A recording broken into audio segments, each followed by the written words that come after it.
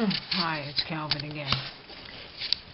So now my story about tonight and my, I don't know, more of my talking phase.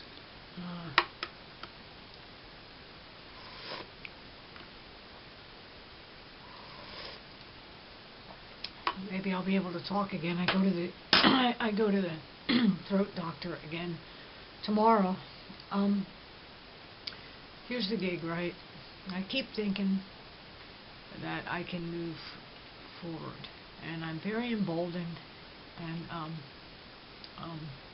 heartened by every video that I've been watching, and just by some of my own turns of mind in the way I've been thinking about things lately. And first of all, I have a 4-page letter written out to my brother. I decided to try to go that route because I tend to do better in writing, and that maybe in that way I can open up a dialogue, or not. But for whatever reason, that seemed safer, as much as a cop-out as that may be.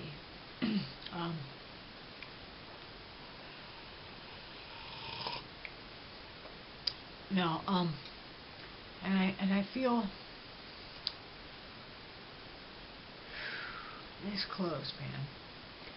But this is what happens, and this is the kind of thing that happens that makes me want to run home and just be here with my art projects again, where it's safe and no one touches me, and I don't have to deal with any. Where I guess essentially I can squelch any dysphoria that I experience by not having it exacerbated by any interactions with people. I went to an event at someone's house this evening, a gathering of people.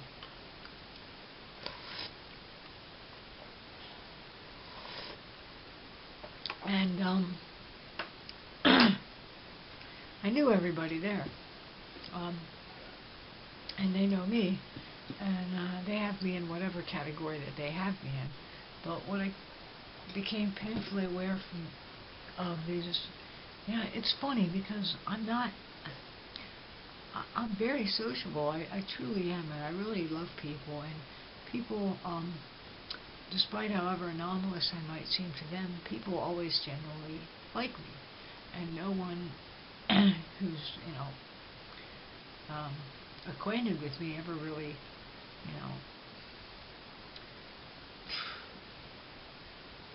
puts me on the spot or anything like that. Occasionally I'll have a question in some way, shape, or form, but it's generally well intended. So I went to this gathering, and it's Sunday, and football was on. There were probably 3 times the number of men there as opposed to women. In fact, there were 4 female-bodied people there total, as opposed to 15 guys. And I was okay, and I wasn't freaky about it, but the longer I was there, the more I realized that I felt uncomfortable, because the guys were all over here watching football in this side of the house, in this room, and the 4 women that were there were over in this living room area by a fireplace talking. And because I didn't particularly feel welcomed in the football room, and that was okay mostly because I could care less about football, and they weren't really conversing anyway so much as they were watching football. And while I wouldn't have felt out of place there either, I don't feel in place there either. And I don't think that it's funny. This could all just be my distortions, I don't know, but I don't feel like they would think they would. I feel like my presence there would have inhibited them in some way. that they would have felt like that they were inhibited, or just they would have had a different experience had I been there, and it probably wouldn't have been as freeing or something. And it's very self-centered. I see it in a way. To think that I have that much power to inhibit people, but to some degree I think that is true. So I didn't really feel comfortable over there, and I felt like they would have felt like I was horning in on their territory. So consequently I ended up hanging out in the other room with the 3 women, and while I like all of them very much, and I've known them each one of those people for years, and was really happy to see them, and not at all adverse to conversing. This is the other thing that goes on. They inevitably wound up talking about sex, men, relationships, and their children. None of the above which I'm involved in or have all that much interest in, really, except for sex, which I'm not involved in anyway. So hearing about that's merely painful to me, and nothing more. Oh, and underwear, which went along with the sex. And what happens is every time I try to interject something, I not only feel self-conscious because my voice is messed up and I have problems with my vocal cords, and that seems to make me feel subhuman in some way, because I feel like I'm yelling everywhere and I really don't even want to reach out and communicate. Every time I have nothing to add to those conversations, so the longer I sat there, the more my uncomfortability increased. Or it wasn't even uncomfortability, it was just like, it was a familiar feeling actually, like, shit, here I am stuck with the girls. Again, the story of my life, with a set of people that are talking about absolutely nothing that holds any interest for me, and that I have nothing to contribute to. And the thought crossed my mind more than once. Well, I just need to leave here, But I need social. I need to be around people. So this is so classic for me.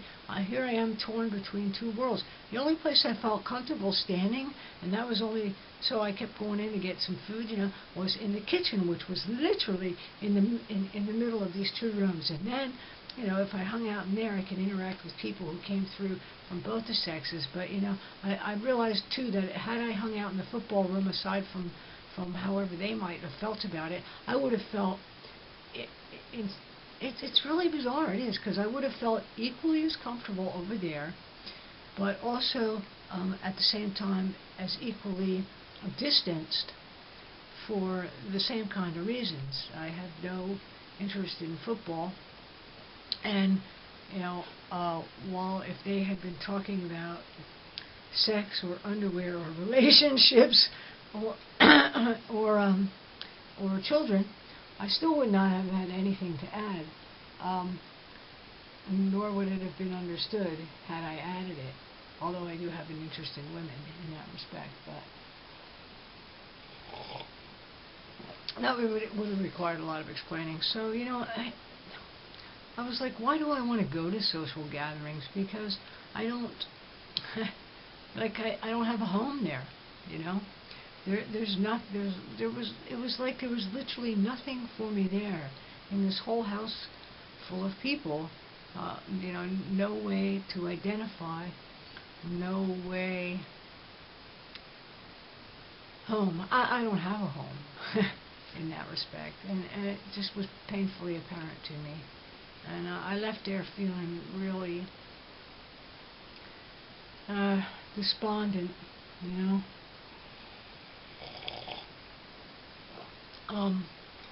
and less than human. Not less than human, but unhumanized, or I don't have any human relationships